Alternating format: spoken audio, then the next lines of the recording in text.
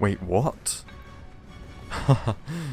This game is epic. Hey lads, how's it going? We all know, by now when it comes to Treyarch's next game, it's not just a Treyarch game. The developers of Advanced Warfare and World War II have a massive role here. When it comes down to it, Sledgehammer started this game, leading it, and still are working on it. I mean, they're not just sitting on their asses.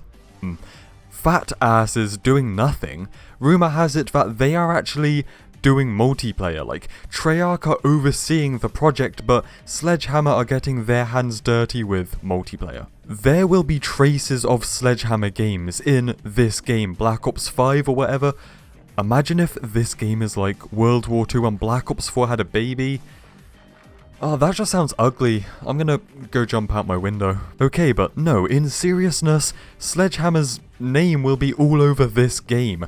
Like, literally and non-literally. So what will cross over from their last project, World War II? Because there are some great stuff, oh yeah, and a whole load of mistakes that better be left in the past. So what good is there? Perhaps the smartest thing Sledgehammer have ever done was take the history of real-world World War II battles and turning the events, the objectives, into a linear multiplayer mode. There is nothing quite like War Mode from World War II. It's really damn unique. Hell lads, one of the DLC maps had a plane section where you could pilot planes. It might have been basic, bare bones, and perhaps borderline sucked ass, but it was still nice. They really took the concept of a COD multiplayer match and flipped it upside down, and I would say it was superior to the normal 6v6 of World War II, which is why back in the day, this was a game saver for me. It's pretty much all I played, and it was so good to grind camos. But like anything, it was not perfect. It had its issues, but isn't that a good reason to bring it back in the next gen and evolve it? I mean, you can probably see from the gameplay, the maps kind of are too linear. They're like pencil necks. The maps are really long, but not wide enough. They are linear, but too damn linear. I think if you opened the maps up and maybe took Ground War from Modern Warfare and mixed it with War Mode here with the objectives and the push and pull mechanics, this would be so damn good. It would be top tier. Everyone would bow down and kiss Treyarch's feet because they would have done something so good with Black Ops 5, and hey, it's my idea, so is anyone gonna kiss my feet? Sledgehammer introduced the headquarters, the first and only social space in a COD game.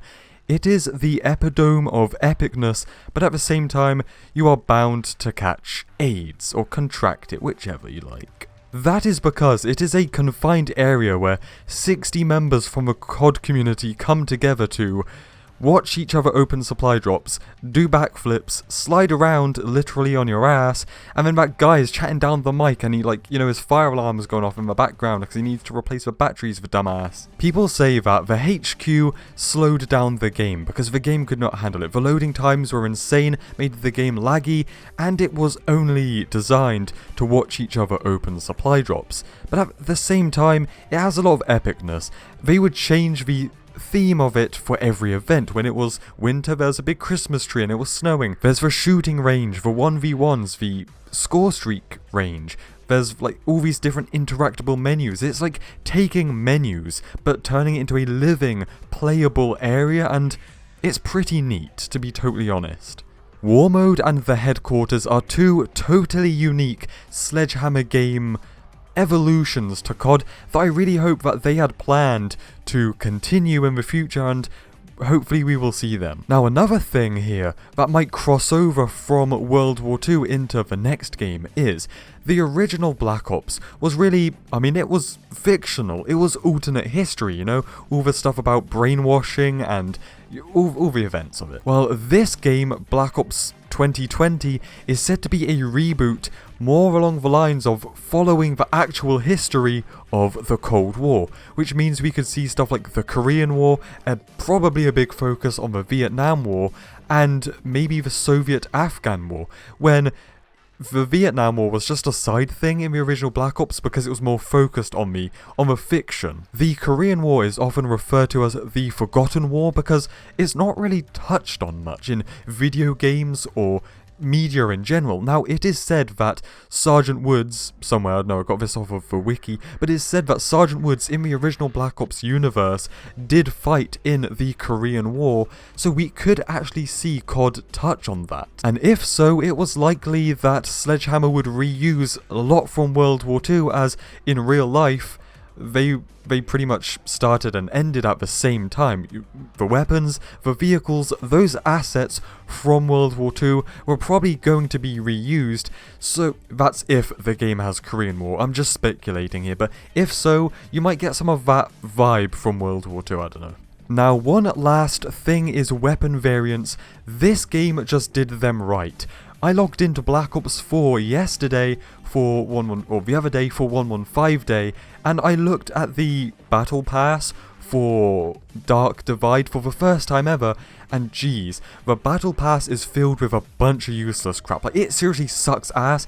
Then compared to some of the content, the loot in supply drops from World War II, the quality of that in World War II is just so much better.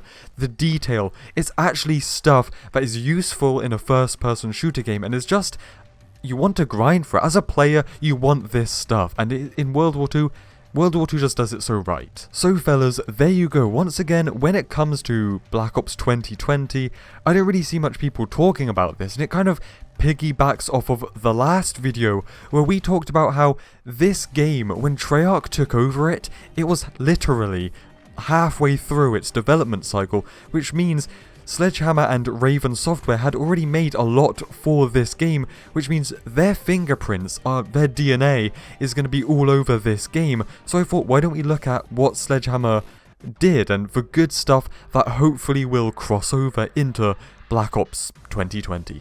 So lads, stay spicy and I will see you in the next one. Cheers.